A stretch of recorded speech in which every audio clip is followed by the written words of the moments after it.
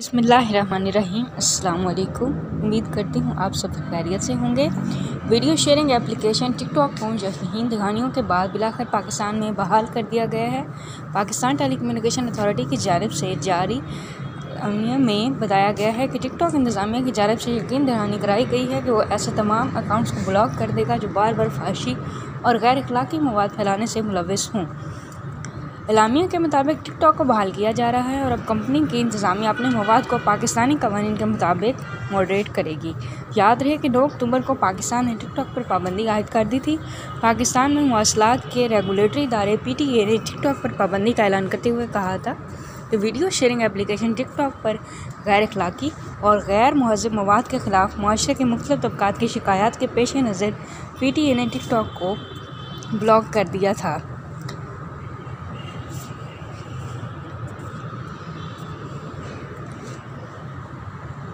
इससे कबल टिकटॉक इंतज़ामिया ने उम्मीद ज़ाहिर की थी कि वह जल्द PTA के साथ मिलकर किसी ऐसे नतीजे पर पहुंच जाएंगे जिससे टिकटॉक ऐप पाकिस्तान में फिर से काम करना शुरू कर दे।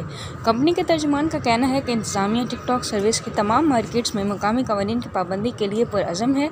हम PTA से मुसलसल राब्ते में रहे हैं और अब भी इनके साथ काम कर रहे हैं।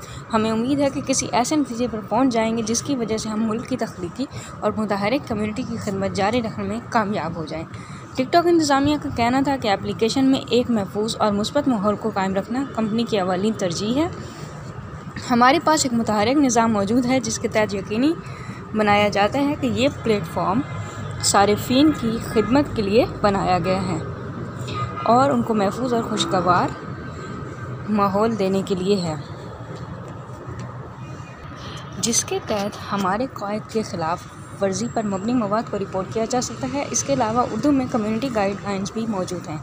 इससे कबल अपनी प्रेस रिलीज़ में PTA ने कहा था कि माशरे के मुख्तलिफ तबक़ात की जानिब से इस ऐप पर मौजूद मवाद के ख़िलाफ़ शिकायत की गई थी। इदारे की जानिब से टिकटॉक पर शाया किए जाने वाले मवाद और इस हवाले से शिकायत की नोयत को मद्देनज़र रखते हुए एप्लीकेशन को हतमी नोटिस जारी किया गया था।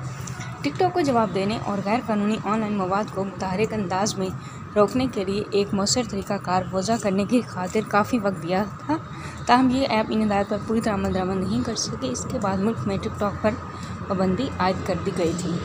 उम्मीद करती हूँ आज का पैगाम आपको पसंद आया होगा। अगर आपको पसंद आया वीडियो को लाइक कीजिए, चैनल को सब्सक्राइब कीजिए।